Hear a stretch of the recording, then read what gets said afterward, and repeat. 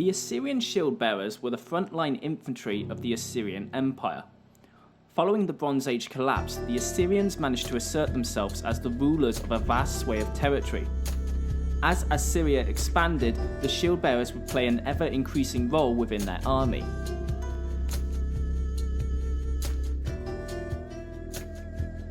Funnily enough, the most important weapon and defense that the shield bearers utilized were their shields. There were two main types of shields. The smaller but still quite large round shield one was made up of wicker and reinforced with a metal boss. The other type was a large convex tower shield. This was the main shield used by the shield bearers when defending the archers, as it provided good protection for both the wielder and the archer behind him. Unlike the small round shield, it is generally believed that these large tower shields were made up of wooden planks bound together with leather thongs. In terms of armour, Assyrian shield bearers are often portrayed as wearing a type of scale armour called lamel armour. This was a large metal vest made by threading small scales of metal or leather together to create a sort of protective trench coat. However, it is worth noting that finds of this type of armour are extremely rare, leading some to speculate whether or not this was the norm. Instead, it is believed that majority of the Assyrian troops wore a simple type of armour called an iritu, made up of a large bronze plate, which was held in place on the chest by a series of leather straps. Assyrian shield bearers are often portrayed wearing a conical, almost pointed shaped metal bowl helmet.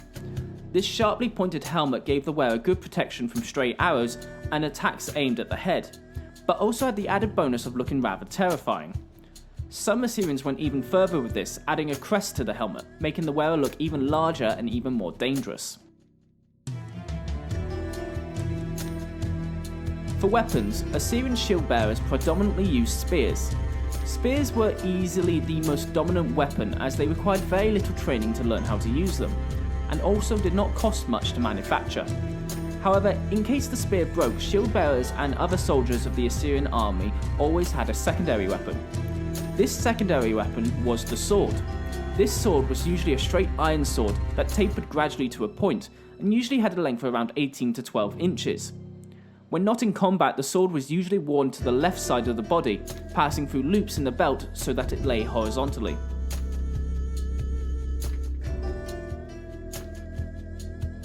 In open battle, the Assyrian shield bearer's main role was in protecting the archers from countercharges. Archers played a pivotal role in ancient battles in the east, as the wide plains of various regions meant they could deploy them en masse. As such, the infantry of the Assyrians pioneered a tactic where they were the first rank of the battle lines with the archers behind them. As the battle line advanced, the archers could continue to fire their arrows, knowing that they were protected by the thick shield walls of the infantry.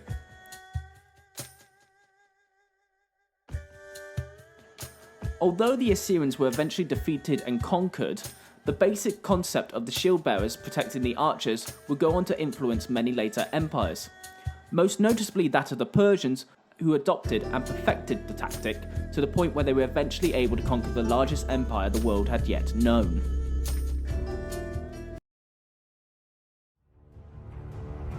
Thank you for watching and listening to our videos. Be sure to like, comment and subscribe if you've enjoyed. All sources are listed and linked in the description below. I've been the Ancient History Guy, and as always, I'll be seeing you later.